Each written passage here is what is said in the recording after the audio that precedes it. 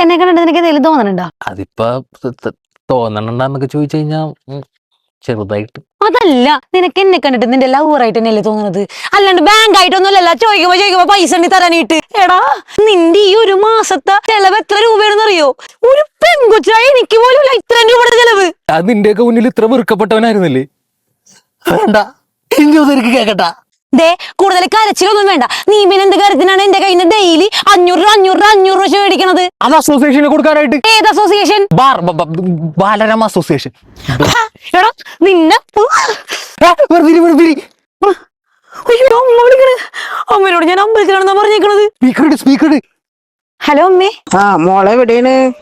ഞാനേ ഉത്സവത്തിന് വന്നേക്കണേണ്. അമ്മേ നാരായണ ദേവി നാരായണ ഭക്തജനങ്ങളുടെ ശ്രദ്ധയ്ക്ക് എത്രയും പെട്ടെന്ന് വാഹനങ്ങൾ അവിടെ നിന്നും മാറ്റുക. അനൗൺസ്മെന്റ് ഒക്കെ നന്നായിട്ടുണ്ട്. പക്ഷേ ഇന്നലെ എന്റെ കയ്യിൽ നിന്ന് മേടിച്ച 1000 രൂപ ഉണ്ടല്ലോ, അത് ഇങ്ങോട്ട് തന്നില്ലെങ്കിലേ എന്റെ വായിൽ പല്ലുണ്ടാവൂല, കാലും ഞാൻ തല്ലിവിടിക്കും. ഇങ്ങോട്ട് ശരിയെന്നാല് ഞാൻ ഇപ്പൊ അങ്ങോട്ടേക്ക് വിളിക്കാം. എടാ, നീ എന്റെ അമ്മയുടെ കയ്യിൽ നിന്ന് പൈസ മേടിച്ചല്ലേടാ? നീ ആരുടെയെങ്കിലും കയ്യിൽ നിന്ന് പൈസ മേടിക്കാനുണ്ടാടാ? അതെ, എന്നെ തല്ലിയില്ലെങ്കിൽ ഞാൻ ഇനിയൊരു സത്യം പറയാം. എന്ത് സത്യം? ഞാനിത് കാലത്ത് നേറ്റപ്പോ എന്റെ അനിയത്തിയുടെ കാല് കുഴിതകം വന്ന് പഴുത്ത് കൊത്തിയിരിക്കണ്. ആ പാവത്തിന് ആശുപത്രി കൊണ്ടുപോകാൻ വേണ്ടിയിട്ടാണ് ഞാനൊരു 1500 രൂപ ഇത് കടം മേടിച്ചത്. ഞാൻ ചെയ്തത് എത്താ?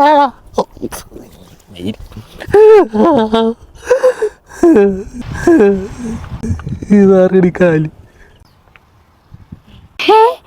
ഇതല്ലേ നിന്റെ അനിയത്തി? ഈ ചേച്ചിക്ക് വയ്യാന്നിട്ടല്ലേ രാവിലെ 500 രൂപ വെച്ചോണ്ടേ? എടി, നിനക്ക് വയ്യെന്ന് പറഞ്ഞിട്ടാണ് ഇവൻ 500 രൂപ മേടിച്ചോണ്ട് പോയത്. കൊള്ളാലോ. ഈശ്വര, തലകടങ്ങണ പോലെ കിടക്ക.